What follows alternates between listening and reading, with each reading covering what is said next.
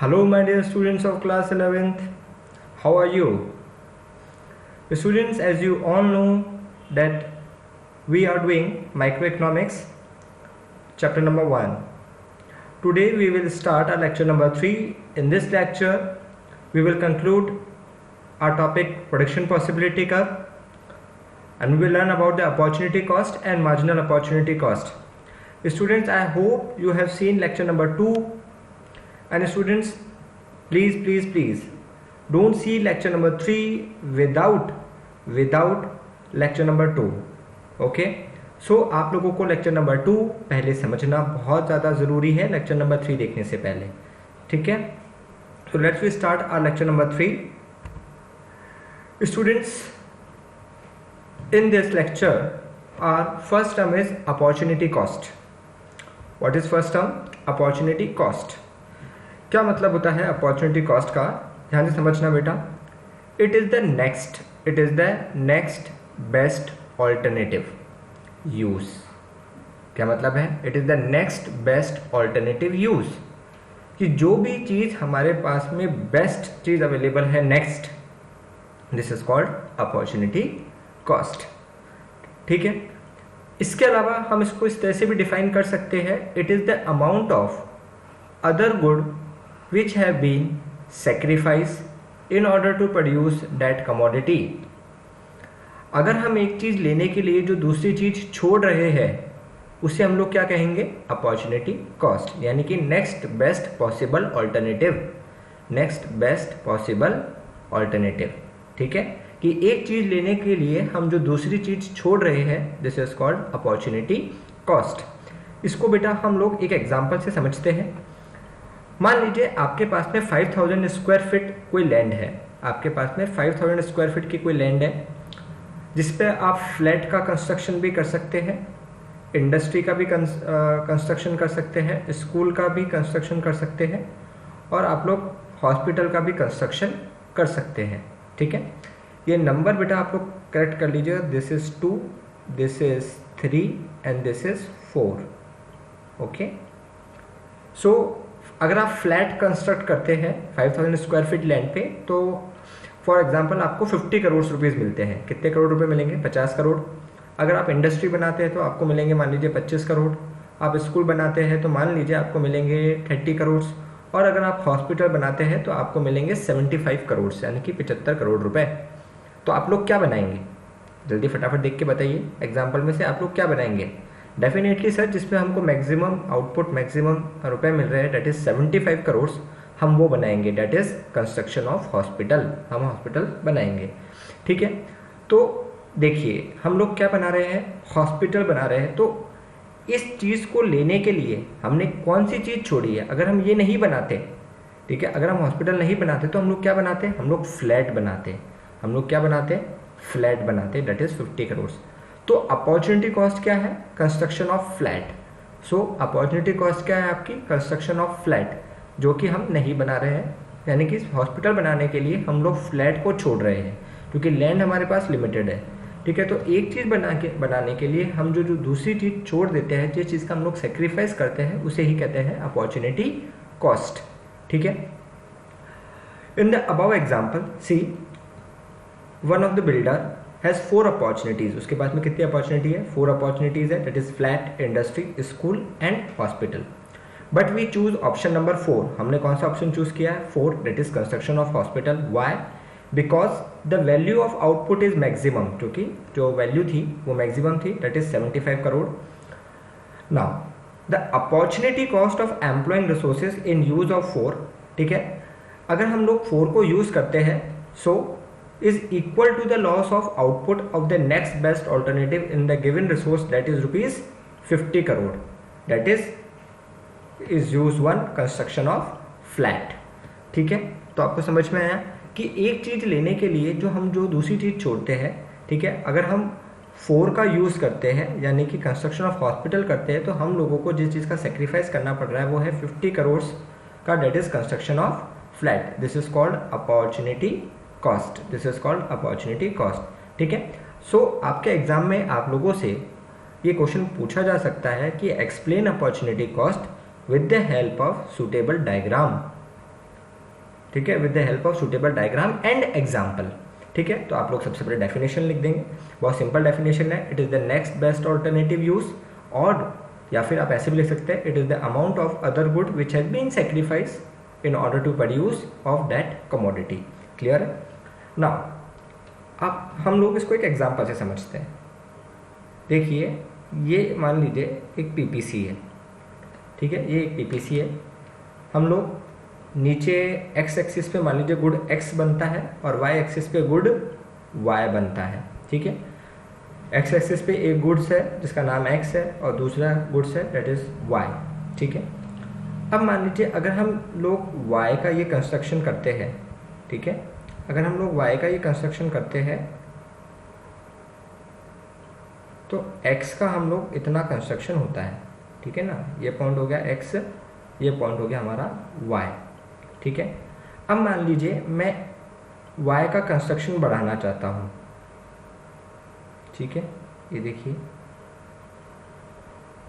अगर मैं y का कंस्ट्रक्शन बढ़ा देता हूँ तो मुझे x को क्या करना पड़ेगा, सेक्रीफाइस करना पड़ेगा, x का कम करना पड़ेगा। अगर मैं y का कंजम्पशन बढ़ा देता हूँ, y को अगर मैं ज़्यादा बनाऊँगा, ठीक है, तो मुझे x को क्या करना पड़ेगा, कम करना पड़ेगा, मुझे x को क्या करना पड़ेगा, कम करना पड़ेगा। तो जो x ये जितना कम हो रहा है this is called opportunity cost, यानी कि y जो ज़्यादा हो रहा है इसको लेने में जो इतना हम लोग x सेक्रीफाइस कर रहे हैं this is called opportunity cost, this is called opportunity cost. So समझ में आया बेटा, what do you mean by opportunity cost? आप लोग एग्जाम्पल और डायग्राम के थ्रू समझा सकते हैं। एग्जाम्पल में चाहे तो आप सेम एग्जाम्पल यूज में ले सकते हैं, ठीक है, और डायग्राम आप लोग इस तरीके से बना सकते हैं। समझ में आ गया? ओके,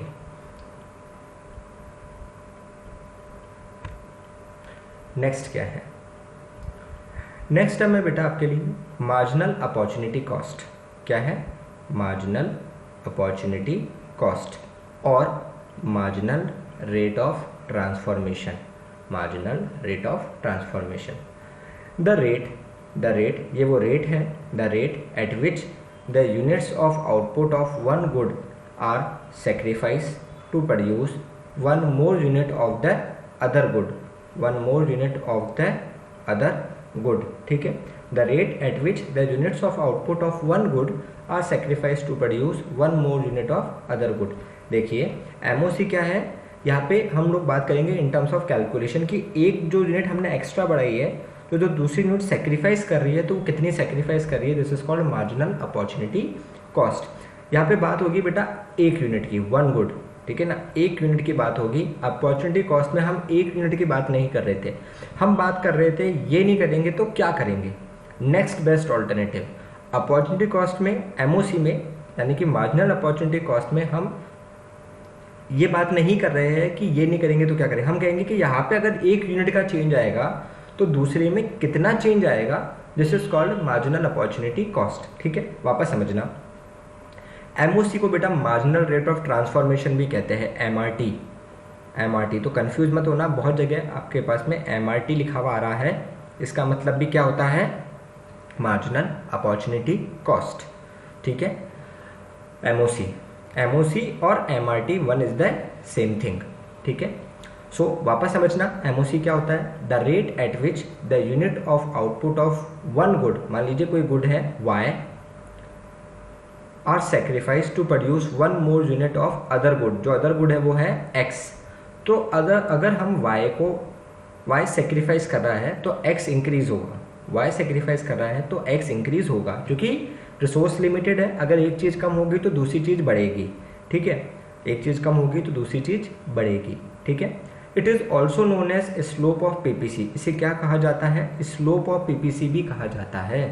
एमओसी को स्लोप ऑफ पीपीसी के नाम से भी डिनोट करते हैं, it is also known as slope of PPC. ठीक है, so the rate at which the unit of output of one good, ध्यान रखना बेटा इसमें एक गुड्स की बात हो रही है, अगर एक गुड्स के बढ़ाने पे या एक गुड्स के कम करने पे जो दूसरी चीज़ चेंज होती है उसे कहते हैं मार्जिनल अपॉर्चुनिटी कॉस्ट।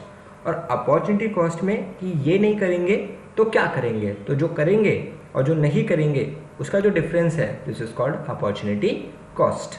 ठीक है, बट एमओसी में पर यूनिट ऑफ गुड्स की बात होगी, यानी कि एक गुड्स की बात होगी कि एक गुड को बढ़ाने पे या एक गुड को कम करने पे कितना दूसरी यूनिट सेक्रीफाइस करती है।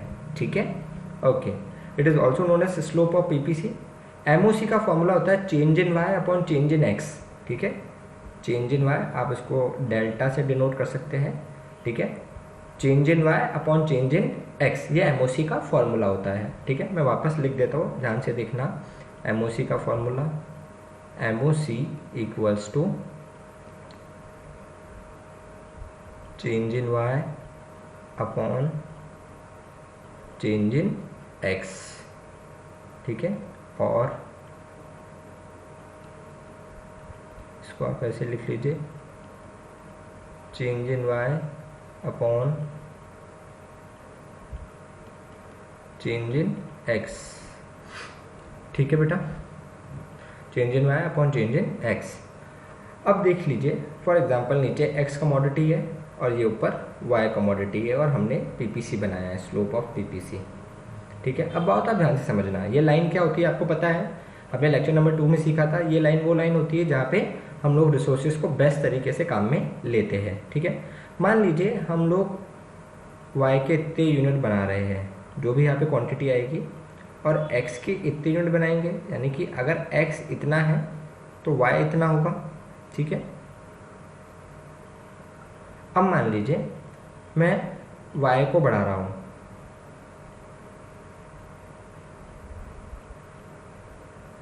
मान लीजिए मैंने y को इतना बढ़ा दिया, देखिए इतना इंक्रीज कर दिया, यहाँ से लेके यहाँ तक बढ़ा दिया, तो आपका x कितना कम हो गया, इतना कम हो गया। ठीक है, ये इतना कम हो गया, this is called marginal opportunity cost. ठीक है, इसका फॉर्मूला क्या होगा, change in Y upon change in X, कि वाई के इतना चेंज होने में, वाई के इतना चेंज होने पे एक्स में कितना चेंज होगा, एक्स में इतना चेंज होगा। ठीक है, इसके अंदर बेटा हम लोग बहुत सारे क्वेश्चंस भी करेंगे। ठीक है, एमओसी के बहुत सारे क्वेश्चंस करेंगे हम लोग आने वाले चैप्टर्स में। इस चैप्टर में आपके पास ज़्यादा क्वेश्चंस नहीं है करने के लिए। इस चैप्टर में आपको ये समझना है कि एमओसी क्या होता है। ठीक है, तो एमओसी आपको समझ में आ गया कि अगर एक गुड है, ठीक है, उसके अंदर एक यूनिट में इतना चेंज होता है तो दूसरी गुड्स के अंदर पर यूनिट चेंज कितना होगा। ठीक है, तो इसका फॉर्मूला है MOC equals to change in Y upon change in X. ठीक है, ठीक है, अगर हमने कहा वाई इतना इंक्रीज होगा, वाई इतना इंक्रीज होगा तो एक्स इतना डिक्रीज हो जाएगा। तो एक्स जितना डिक्रीज हो रहा है, this is called marginal opportunity cost. ठीक है, there are some basic properties of PPC based on MOC. कुछ बेसिक प्रॉपर्टीज है पीपीसी की जो किसके ऊपर बेस है, एमओसी के ऊपर। तो समझते हैं वो क्या प्रॉपर्टीज है। पीपीसी स्लोप्स डाउनवर्ड, हमेशा पीपीसी क्या होता है, डाउनवर्ड स्लोपिंग होता है।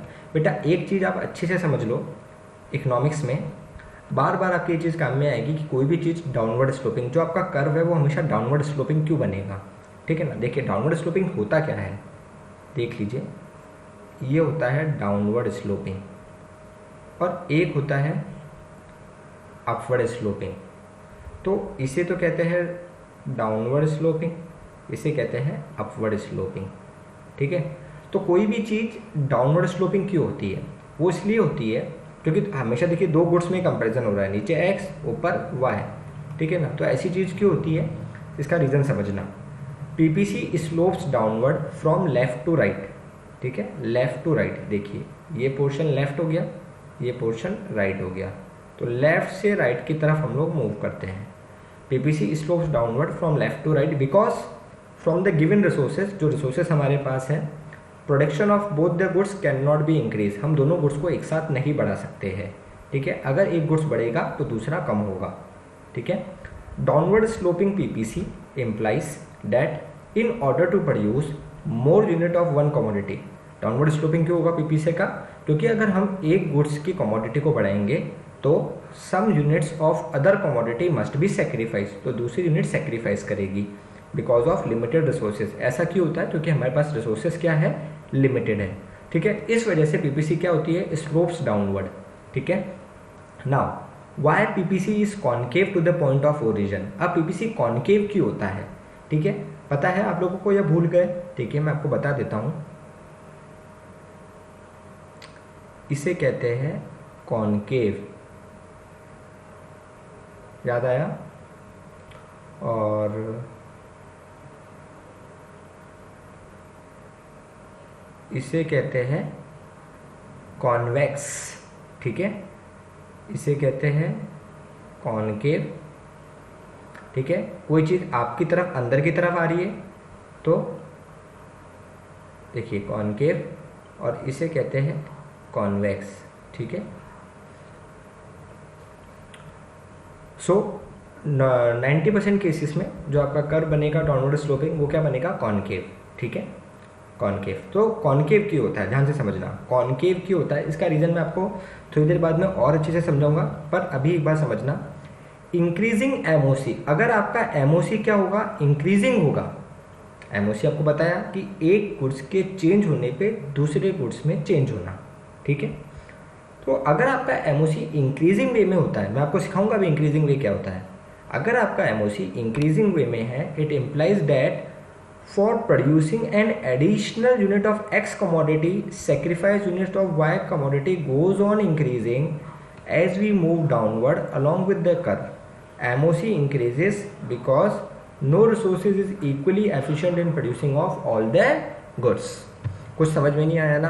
अभी समझाऊंगा, थोड़ी सी देर में ये पॉइंट पे हम लोग वापस आएंगे, ठीक है। अभी आप समझना प्रॉपर्टीज़ क्या होती है पीपीसी की।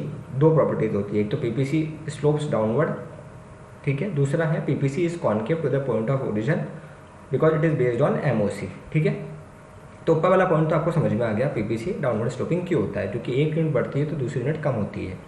नाउ पीपीसी कॉनकेव क्यों होता है ओरिजिन पे, ठीक है, ये हम लोग अभी समझते हैं। सबसे पहले आप लोग ये समझना टाइप्स ऑफ एमओसी, क्या पढ़ रहे हैं हम लोग? Types of MOC. तो पहला टाइप है इंक्रीजिंग एमओसी, दूसरा टाइप होता है डिक्रीजिंग एमओसी, और तीसरा टाइप होता है बेटा कांस्टेंट एमओसी, ठीक है। तो सबसे पहले समझते हैं इंक्रीजिंग एमओसी। इंक्रीजिंग एमओसी में आपके पास में दो गुड्स है, एक एक्स कमोडिटी है, दूसरी वाई कमोडिटी है। हम इसको हमारे डायग्राम में ड्रॉ करके देखते हैं। देखिए this is 0, this is 1, this is 2, this is 3, this is 4 and this is 5, ठीक है। ओके, नाउ वाई कमोडिटी में ड्रॉ कर लीजिए 20, 40, 60, 80, ये 100, ठीक है बेटा। ये वाई कमोडिटी हो गया आपका, और ये इधर हो गया आपका एक्स कमोडिटी, ठीक है। अब देखिए कुछ कॉम्बिनेशन है जो पीपीसी पे बेस्ड है, यानी कि ये सारे कॉम्बिनेशन ए, बी, सी, डी और ई, सब लोग सब कॉम्बिनेशन में रिसोर्सेज 100% काम में आ रहा है और हम 100% टेक्नोलॉजी काम में लेते हैं, ठीक है। अब ड्रॉ करते हैं, जब एक्स 0 है तो वाई कितना है? 100, तो पॉइंट यहाँ पर वाई 100 पे मार्क कर दो, ठीक है। अब एक्स 1 है तो वाई कितना है? 95, तो एक्स 1 है, वाई 95, तो हमने ये यहाँ पे पॉइंट मार्क कर दिया, ठीक है। फिर है आपका x3 है तो y कितना है? 75, 75 कहाँ पर आएगा बेटा? ये यहाँ पर आएगा,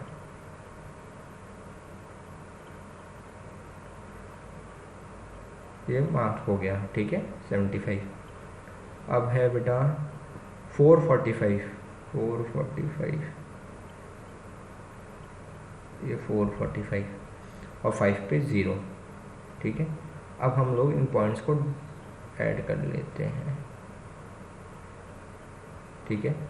तो देखिए पहला पॉइंट, ये फर्स्ट पॉइंट, ये सेकंड पॉइंट, ये थर्ड पॉइंट, ये फोर्थ पॉइंट और ये फिफ्थ पॉइंट, ठीक है। यानी कि ये लाइन किसकी हो गई? एमओसी की हो गई, ठीक है। अब देखिए जब मेरा 3 यूनिट्स में एक्स प्रोड्यूस कर रहा था तो वाई की मैं 75 प्रोड्यूस कर रहा था, वाई में कितना प्रोड्यूस कर रहा था? 75। अब ध्यान से देखना, जब मैं एक्स की 4 यूनिट प्रोड्यूस करता हूँ तो वाई की करता हूँ 45, ठीक है।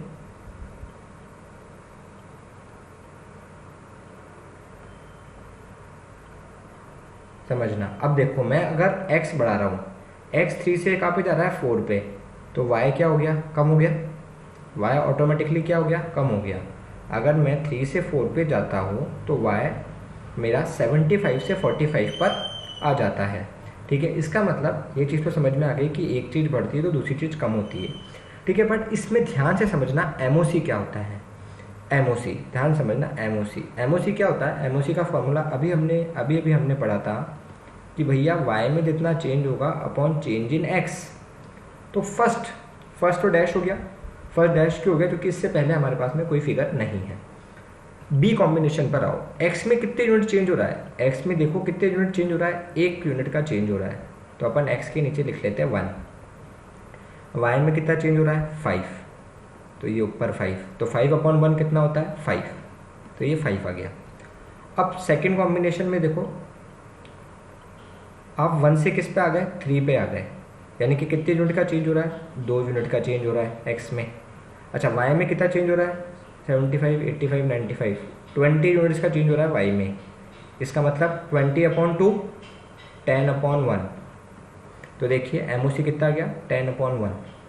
ठीक है, इसके बाद समझना c से d पे आ रहे हैं, यानी कि 3 से 4 पे आ रहा है, तो x में कितना चेंज हो रहा है 1, और y में कितना चेंज हो रहा है 75 से 45 पर आ रहे हैं हम लोग, तो 75 से 45 पे आ रहे हैं, तो 30 यूनिट्स का चेंज हो रहा है, तो 30 अपॉन 1 30। ठीक है, यानी कि अपॉन 1 करेंगे हम लोग। ऐसे ही हम लोग x में 4 से 5 पर आ रहे हैं, 4 से 5 पर आ रहे हैं, तो अपॉन 1, और y में कितना चेंज हो रहा है 45 से 0 अपॉन 45, 45 अपॉन 1, तो ये 45 अपॉन 1। ठीक है, तो एमओसी का फॉर्मूला आपको समझ में आ गया किस तरह से इम्प्लाइड करना है, चेंज इन y अपॉन चेंज इन x, कि जितना y में चेंज हो रहा है अपॉन कितना x में चेंज हो रहा है, उसको इससे डिवाइड कर दो। ठीक है, तो 5, 10, 30, 45। अब आप ध्यान से नोटिस करना एमओसी क्या हो रहा है 5 से 10, 10 से 30, 30 से 45, एमओसी इंक्रीज हो रहा है। एमओसी क्या हो रहा है, इंक्रीज हो रहा है। तो जब एमओसी इंक्रीज होता है तो आपका जो कर्व है वो देखो कैसा बनता है, कॉनकेव। कर्व क्या बन रहा है आपका बेटा, कॉनकेव कर्व बनता है। आया समझ में, समझ में आया।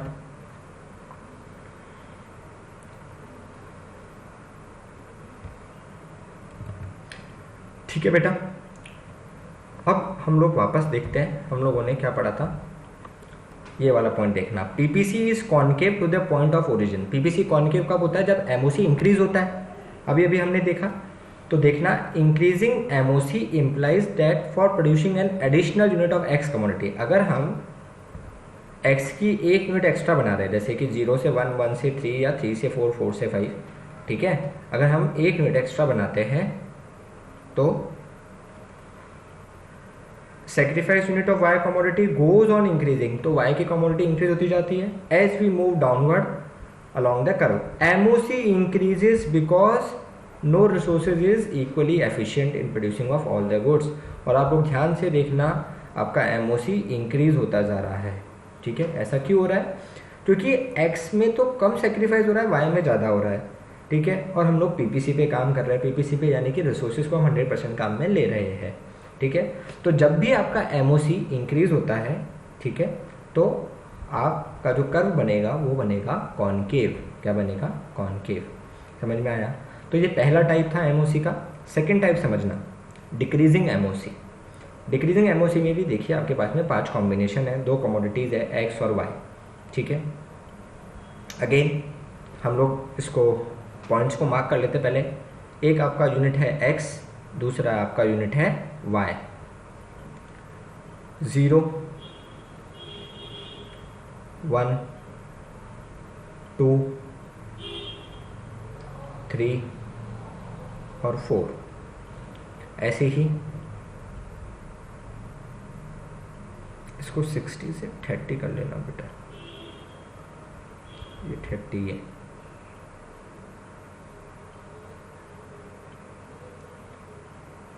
फिर 20, 40, 60, 80 और 100।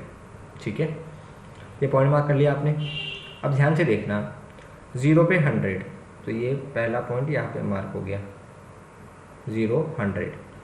1 पे 60, ये 1 और ये 60 आपका, ठीक है। फिर 2 पे 30, ठीक है, 2 पे 30। फिर 3 पे 10 और 4 पे 0। अब आपका कर्व देखना कैसा बनेगा।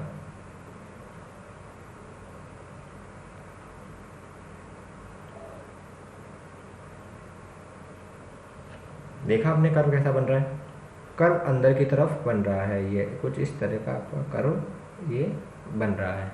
तो ये कर्व कैसा बना, कॉन्वेक्स। कैसा कर्व बना बेटा, कॉन्वेक्स। क्यों, क्योंकि एमओसी देखो यहाँ पर क्या हो रहा है, डिक्रीज हो रहा है, ठीक है। यहाँ पे एमओसी क्या हो रहा था, इंक्रीज हो रहा है, 5 10 30 45। यहाँ पे एमओसी डिक्रीज हो रहा है, 40 30 10 0, ठीक है। एक बात बेटा आप देखना ध्यान से, ठीक है, आपको एक चीज़ सिखाता हूँ, देखना। यहाँ पे भी देखो x बढ़ रहा है, y कम हो रहा है। अब x क्वांटिटी इंक्रीज हो रही है, y डिक्रीज हो रही है। यहाँ पर भी x इंक्रीज हो रही है, y डिक्रीज हो रही है। और जो थर्ड टाइप है वहाँ पे भी देखिए x इंक्रीज हो रहा है और y डिक्रीज होता है, ठीक है। तीनों केस में तो समझ में आ गया। यहाँ पे हमने एमओसी निकाली, यहाँ पे एमओसी इंक्रीज हो रही थी आपकी। अब इस केस में भी हम लोग एमओसी निकालते हैं। ए में तो डैश हो जाएगा, बी में x से 1 पर आए तो x कितना चेंज हो रहा है, 1, y कितना चेंज हो रहा है, 40, तो 40/1 40। अच्छा, फिर b से हम लोग c पर आए तो x कितना चेंज हो रहा है, अगेन 1, बट 60 से y कितना हो गया, 30, तो 30/1। ऐसे ही हम लोग 40 30 20 10 निकाल लिया हम लोगों ने एमओसी। एमओसी डिक्रीज हो रहा है, जब भी एमओसी डिक्रीज होगा तो जो आपका कर्व बनेगा वो क्या बनेगा, कॉन्वेक्स। कॉन्वेक्स, एमओसी इंक्रीज होगा तो कॉनकेव, ठीक है। थर्ड टाइप है बेटा आपका कांस्टेंट एमओसी। कांस्टेंट यानी कि आपका एमओसी हमेशा सेम रहेगा। देखिए यहाँ पे भी आपके करीबन 5-6 कॉम्बिनेशन है। x इंक्रीज हो रहा है, y डिक्रीज हो रहा है, सेम प्रोपोर्शन है, बट x1 बढ़ा, y डिक्रीज हो रहा है 20, फिर x1 इंक्रीज हुआ, y डिक्रीज हो रहा है 20, ठीक है। इस तरीके से x तो कम होता जा रहा है एक एक यूनिट से, और y इंक्रीज डिक्रीज होता जा रहा है, x इंक्रीज होता जा रहा है एक एक कमोडिटी से, और y डिक्रीज होता जा रहा है 20-20 कमोडिटी से, तो 20 20 20 20 20, ठीक है। सो देखिए आप लोग चाहे तो डायग्राम बना सकते हैं अच्छे से। ये हमारा x कमोडिटी मार्क कर लेते हैं, 0 1 2 3 4 5, फिर 20 40 60 80 और 100, ठीक है। अब 0 पे 100 मार्क कर दिया, 1 पे 80 मार्क कर दिया, 2 पे 60 मार्क कर दिया, 3 पे 40 मार्क कर दिया, 4 पे 20 मार्क कर दिया, और 5 पे 0 मार्क कर दिया, ठीक है। अब आप देखिएगा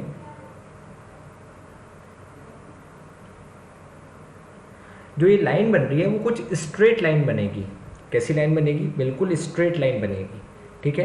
तो जब भी आपका एमओसी कांस्टेंट रहेगा तो उस समय आपके जो लाइन बनेगी वो क्या बनेगी, स्ट्रेट लाइन, ठीक है। तो 3 टाइप्स हो गए एमओसी के, इंक्रीजिंग, डिक्रीजिंग और कांस्टेंट, ठीक है। तो जब भी आपका एमओसी इंक्रीजिंग होगा, जो पीपीसी कर्व बनेगा वो बनेगा कॉनकेव। कंक्लूजन देखिए लास्ट में, एमओसी डिक्रीजिंग होगा तो कर्व बनेगा कॉन्वेक्स, और आपका एमओसी अगर कांस्टेंट रहता है तो कर्व बनेगा स्ट्रेट लाइन, ठीक है। और कोई ज़्यादा आपसे टफ क्वेश्चन नहीं पूछा जाएगा। मान लीजिए आपको कुछ टेबल दे देंगे, टेबल में से आप लोगों को एमओसी निकालना पड़ेगा। एमओसी निकालना आपको आता है, एमओसी का फॉर्मूला होता है change in Y upon change in X. आप उसके थ्रू एमओसी निकाल लेना। एमओसी अगर इंक्रीज होता है तो आपसे पूछा जाएगा कि कर्व क्या बनेगा, कॉनकेव। एमओसी डिक्रीज होता है तो कॉन्वेक्स, और एमओसी अगर सेम रहता है तो जो आपका कर्व बनेगा वो बनेगा बिल्कुल स्ट्रेट लाइन, ठीक है। समझ में आ गया बेटा आपको टाइप्स ऑफ एमओसी। नेक्स्ट और लास्ट टॉपिक है बेटा इस चैप्टर का, ध्यान से समझना, economic changes and its impact on PPC. मान लीजिए आपसे एग्जाम में क्वेश्चन पूछा जाता है कि कुछ आपको कुछ सिचुएशन दे दी और आपसे पूछा जाएगा कि इससे पीपीसी पे क्या इफेक्ट पड़ेगा। मान लीजिए, देखिए for example this is called PPC. अब आपसे पूछा जाएगा कि पीपीसी आगे जाएगा या पीपीसी अंदर की तरफ आएगा, अगर ये सिचुएशन होती है तो पहली सिचुएशन है फ्लड। फ्लड आने से क्या होगा, आपके रिसोर्सेज कम हो जाएंगे, रिसोर्सेज कम हो जाएंगे तो पीपीसी कहाँ शिफ्ट हो जाएगा, अंदर की तरफ शिफ्ट हो जाएगा, यानी कि इनवर्ड शिफ्ट हो जाएगा। ठीक है। सेकंड है establish large number of institute of technology. बहुत सारे टेक्नोलॉजी सेंटर्स इंस्टीट्यूशंस इस्टेब्लिश हो गए, तो नई नई टेक्नोलॉजी आएगी तो पीपीसी कहाँ शिफ्ट होगा, आउटवर्ड, बाहर की तरफ शिफ्ट हो जाएगा, outward shift. Inflow of foreign capital, बाहर से फॉरेन कैपिटल आ रही है, अच्छा है हमारी कंट्री के लिए, outward shift. Outflow of foreign capital, India से फॉरेन कैपिटल जा रही है, हमारी कंट्री के लिए अच्छा नहीं है, इनवर्ड शिफ्ट। ठीक है। लास्ट पॉइंट समझना, एफर्ट्स टूवर्ड्स रिड्यूसिंग अनएम्प्लॉयमेंट। हम लोग कुछ एफर्ट्स कर रहे हैं जिससे हमारा अनएम्प्लॉयमेंट का रेशो कम हो जाए, यानी कि इससे ये चीज़ तो प्रूव हो गई कि हमारे देश में अनएम्प्लॉयमेंट है, यानी कि हम अभी कहाँ पर है, हम लोग अभी यहाँ पर है, यहाँ से हम लोग कहाँ जा रहे हैं, पीपीसी की तरफ जा रहे हैं, तो बात आउटवर्ड शिफ्ट की नहीं हो रही है। ठीक है ना, तो हम लोग कहेंगे नो इफेक्ट, पीपीसी पे कोई इफेक्ट नहीं आएगा, क्योंकि अभी हम पीपीसी पे है ही नहीं। जो शुरू की 4 सिचुएशन थी इसमें क्या था, हम लोग पीपीसी पे काम कर रहे थे, यानी कि हम इस वाली लाइन के ऊपर बात कर रहे हैं, हम इस वाली लाइन पे पहले से थे। अब इन सिचुएशन से क्या होगा ये पूछा गया था, तो इन सिचुएशन में हम लोग या तो आगे जाएंगे या फिर पीछे जा रहे थे, बट फोर्थ सिचुएशन में अभी हम लोग पीपीसी पे है ही नहीं। ठीक है, तो जब हम लोग पीपीसी पे है ही नहीं तो पीपीसी में कोई चेंजेस होगा ही नहीं, पीपीसी वहाँ है जहाँ पर रहेगी। अभी हम लोग पीपीसी की तरफ मूव कर रहे हैं फोर्थ सिचुएशन में, तो हम लोग अनएम्प्लॉयमेंट को कम कर रहे हैं, यानी कि हम लोग पीपीसी की तरफ जा रहे हैं। ठीक है, हम लोग पीपीसी पे है नहीं, अगर पीपीसी पे होते तो बात होती कि आउटवर्ड शिफ्ट या फिर इनवर्ड शिफ्ट। ठीक है, तो अगर कंट्री को फ़ायदा है तो आउटवर्ड शिफ्ट, कंट्री को नुकसान है तो इनवर्ड शिफ्ट। ठीक है, और अभी हम पीपीसी पे है ही नहीं, ठीक है, उस केस में नो इफेक्ट। ठीक है, क्योंकि हम लोग पीपीसी पे गए ही नहीं अभी तक। सो बेटा समझ में आ गया। आई होप स्टूडेंट्स आपको लेक्चर नंबर 1 अच्छे से समझ में आया है। अगर किसी स्टूडेंट को कोई भी प्रॉब्लम है बेटा, आप लोग व्हाट्सअप कर सकते हैं, मुझे कॉल कर सकते हैं। ठीक है, till then be safe in your home, thank you so much. And students, सबसे एक इम्पॉर्टेंट चीज़ है, मैं आप लोगों को इससे रिलेटेड कुछ क्वेश्चंस मैं आप लोगों को दूंगा। ठीक है, जिन बच्चों ने रजिस्ट्रेशन कराया है बेटा, आप लोगों के पास में क्वेश्चंस पहुंच जाएंगे आपके ग्रुप में, और जिस भी बच्चे के पास में क्वेश्चंस करने के लिए नहीं आए हैं, ठीक है, वो प्लीज़ कॉल करके क्वेश्चंस ले सकता है इंस्टीट्यूशन से। ठीक है, थैंक यू।